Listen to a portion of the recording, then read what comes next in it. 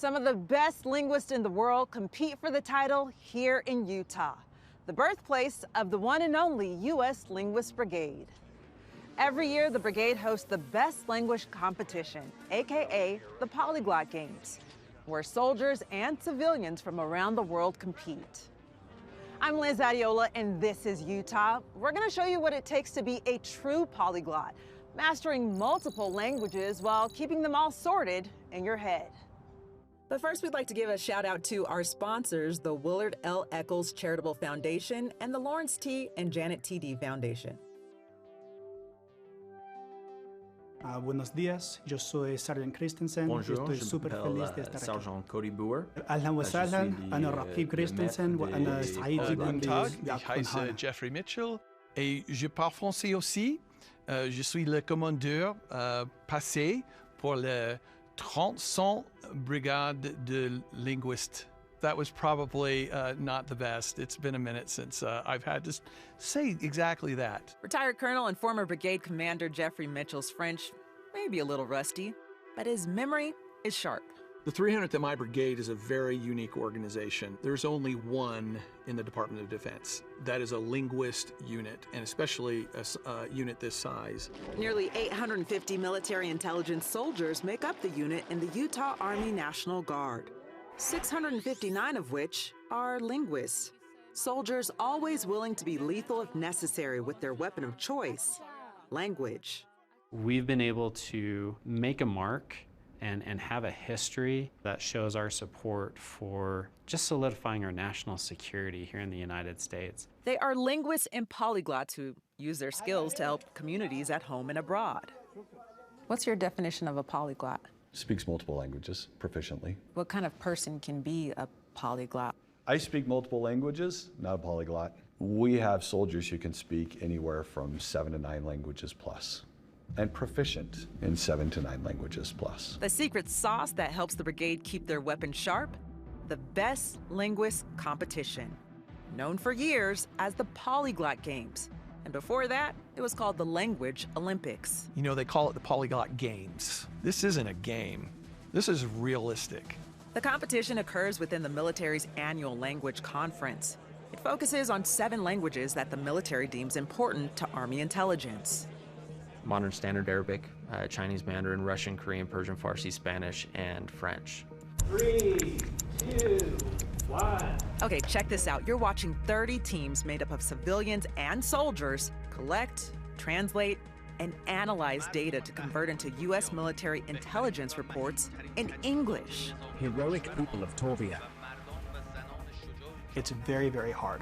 And in fact, it's designed to be unfair. And the reason for that is because in the military, you don't go into a classroom to practice with a teacher about ordering food. In the military, you use your language for strategic purposes to help save lives and carry out the objectives of the U.S. government. Every winter, the competition grows with hundreds of competitors, like this one. His name is Sergeant Matthew Christensen, and it's his first year competing in the games.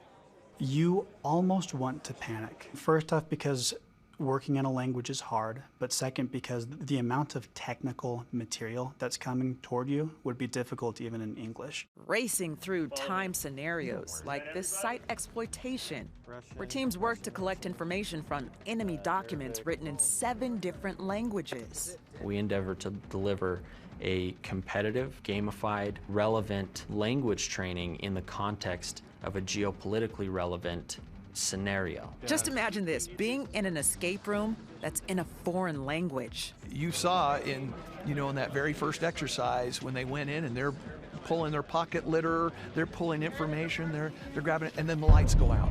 What do?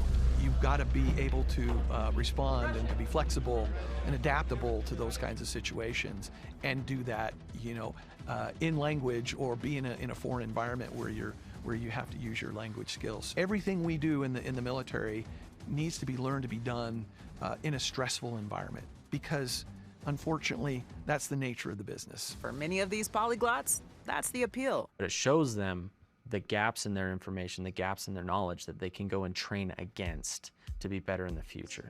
On the competition side, I was an abysmal failure because there are a lot of people there who speak a lot better than I do. The competition even permits native speakers of that language to compete against people like me who are learning it as their second or third language.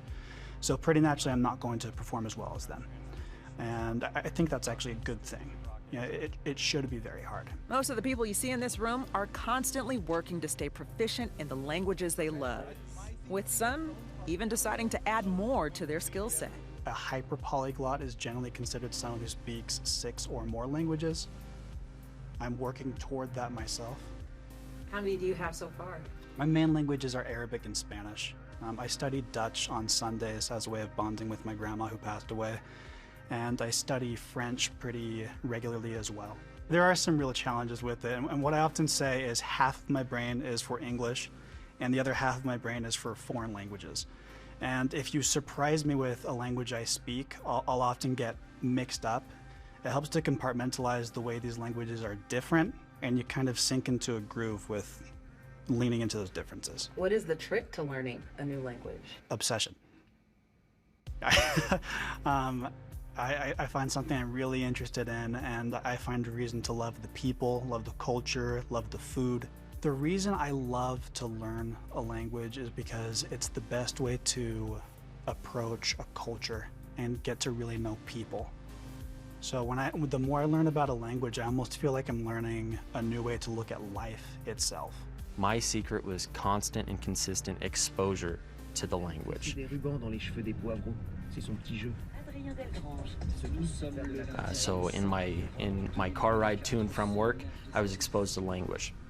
Reading books, reading articles. You're trying to go from a manual, I have to mentally translate every word and I have to convert it from English to the language or vice versa, to a more automatic and kind of an autopilot where this is second nature now, and that only comes with repetition. Culture is an extremely important part. You can't just speak the language without understanding the culture. I always liken learning a language and maintaining a language like physical fitness. You have to spend every day tapping into your language in order to really maintain the proficiency level that the Army needs you at. While using language learning apps on your phone is great, it takes a lot more than that. About 50% of linguists in the Utah Army National Guard learn language at the Defense Language Institute, or DLI. They do this between boot camp and advanced individual training.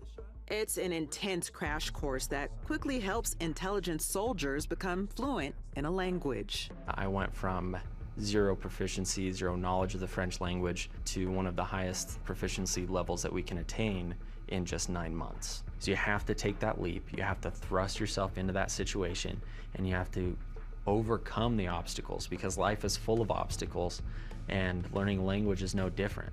Operation Sergeant Keith Moon walks down a memory lane that's like a shrine built from obstacles. So right now we're in the 300th MI Brigade headquarters. Most of the things that you see here in this case are the different types of recognition that we get from organizations from around the world. So when we provide linguist support, it's often very critical to any given mission. For example, we have a state partnership with Morocco, and a lot of the things you see here are from Morocco. We'll send doctors, that kind of thing, to go do things on behalf of Utah, and they need someone who can speak either French or Arabic. Moon is a French linguist, which came in handy while he served with the Utah Army National Guard in New Orleans after Hurricane Katrina.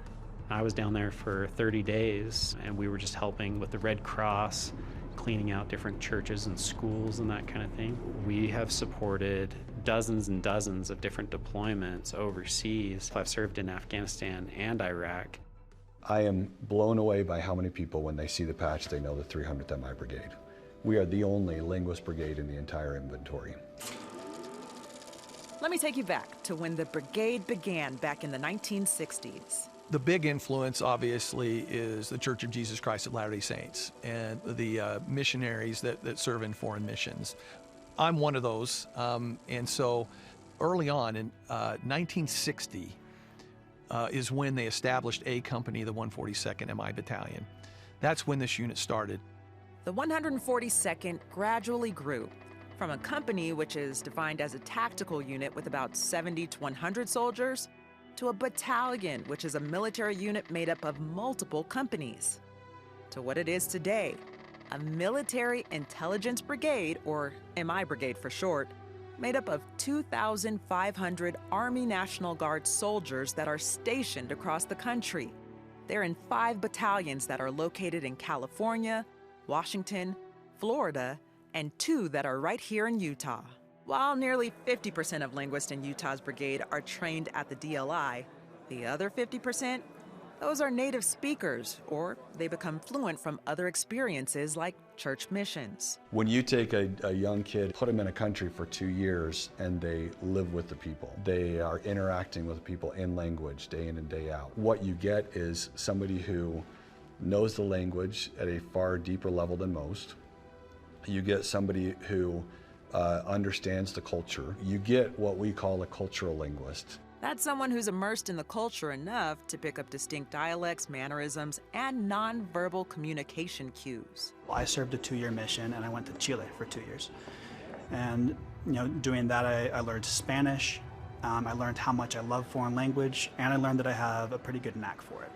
And I assume there are a lot of people like me who come home having a gift in a language now, perhaps wanting to learn another. And since most of us, or many of us, are from Utah, it became a pretty natural hub to continue learning these strategic languages.